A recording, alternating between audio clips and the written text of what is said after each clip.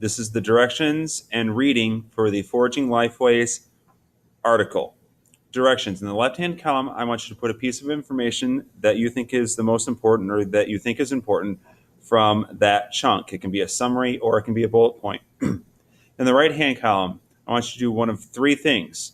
Ask a question of clarification, ask a question related to something you're curious about, or make a prediction about something from the reading. Foraging Lifeways, Part 1. There is not much archaeological evidence about the life of early foragers, or people who live by hunting and gathering food. Because of this lack of evidence, scientists and historians study people in the modern world who still live as foragers to make guesses about what life was like in the past. We can compare things we find from Paleolithic foragers, like tools or fire pits where they cooked their food, to similar things from more recent foraging groups.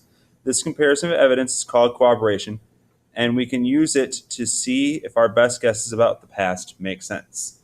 Take a moment and come up with your question and your important piece of information. Part 2. Early foragers left very little behind. Modern foragers also seem to use almost everything they hunt and gather, and they waste very little. Because of this, we think that early foraging people only took out of the environment what they needed and barely produced enough food to survive. This work was so hard that they probably never had a lot of extra resources, which is called a surplus. Because there was little extra food and few extra resources, populations did not grow very quickly, and large groups of people did not form up to live together. The population was not dense, meaning that small numbers of people were spread out across large areas of land. Take a moment and come up with your important idea and your question. Part 3.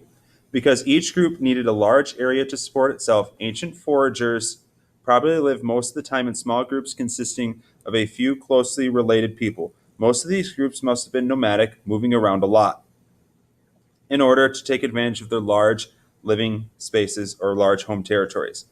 Links probably existed between neighboring groups. Almost all human communities encourage marriage away from one's immediate family. Thus, foraging communities met periodically with their neighbors to swap gifts, stories, to dance together, and to resolve disputes.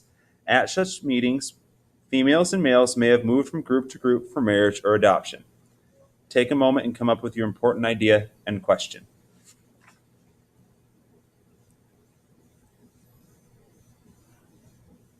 Next page.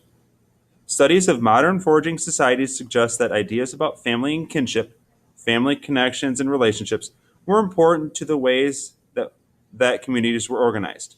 Leadership was given to family leaders, and family was the basis of all these small communities. Rules that people learned had to do with how they should treat family members. These rules were simpler than the laws we have today because people didn't have contact with large numbers of other people, and they didn't have lots of property either. Take a moment and come up with your important idea or question. Middle section of this page. With family as the basis of their societies, foragers probably didn't have very complicated economies or systems of production and exchange of goods and services. Just like today in our own families, when we work together and give each other things, it is often because we are supporting each other and have a common goal.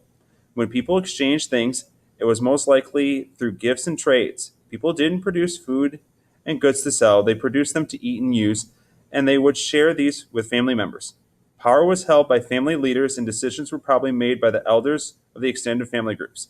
Punishment, justice, and discipline was likely handled by the family group and their own rulers. Levels of power in the family were established based on gender, age, experience, and respect in the family group.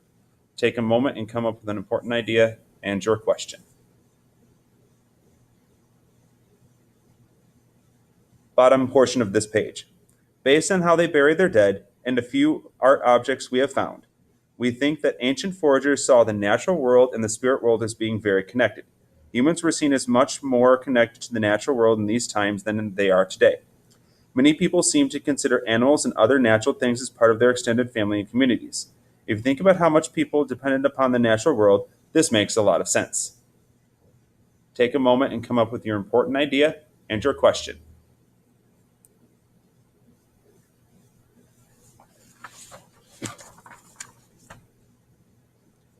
top half of the last page. In 1972, anthropologist Marshall Shallens questioned the common belief that life was very difficult and miserable in foraging societies. Using evidence from modern foragers, he argued that from some points of view, foragers were very likely to be pretty happy and healthy and lead good lives. In a world where people had no need to obtain and keep lots of material goods, foragers probably saw themselves as having everything they needed because it could be found in the natural world around them. They probably did not feel like they needed to get more and more stuff, and this may have helped them feel more satisfied with their lives. Also, in regions with mild climates, foragers probably had a wide range of healthy food in their diets. Pause and take a moment to come up with your important idea and your question.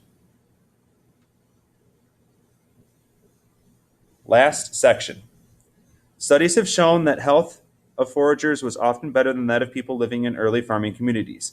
In some ways, the work they had to do to gather food might have made them healthier. Perhaps they also have lived in safe and considerable leisure, meaning they had more time to relax because they didn't need to spend more time than a few hours a day gathering and hunting for what they needed. This would mean that they would have worked a lot less than people today. However, foraging people in ancient times did not live as long as people today and certainly did face difficult times when life was hard and resources were difficult to find. Come up with your last important idea and your last question for this reading.